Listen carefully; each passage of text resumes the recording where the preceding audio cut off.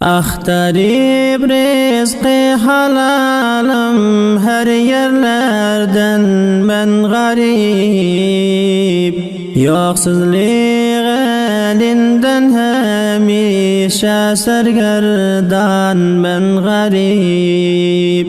Yoksuzluq elinden hemişe sergerdan ben garip.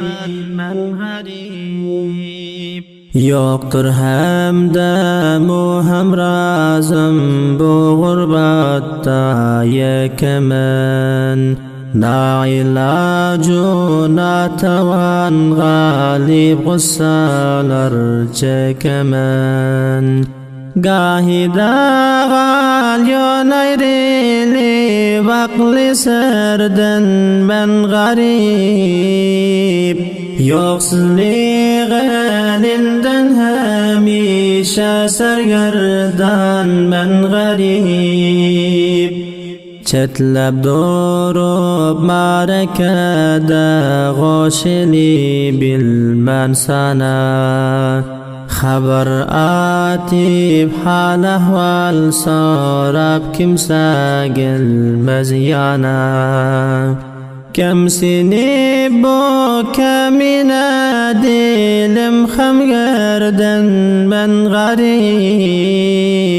Yoksuzluq elinden hemişe sergerdan ben garip. Axtarib rizqi halalim her yerlerden ben garip.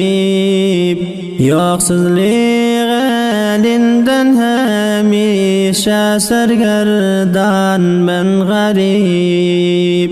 Yoksuzluq elinden hemişe sergerdan ben garip. Gora bilmen öyin hazirin galmişam men daşta. Geçti ömrim gayrin hıdmatinde her yazu kışta. Kısmetim şoleken geldim nirenirden ben garip. Yoksuzluq elinden hemişe sergerdan ben garip. Ga ata enang sagincinde gam çeker bu dilim. Mudam muşakkat öğrencinde büküldü bu bilim. Dileğim sabru kanaat bir bardan ben garip. Yoksuzluq elinden hemişe sergerdan ben garip. Axtarib rizqi halalim her yerlerden ben garip. Yoksuzluq elinden hemişe sergerdan ben garip. Yoksuzluq elinden hemişe sergerdan ben garip.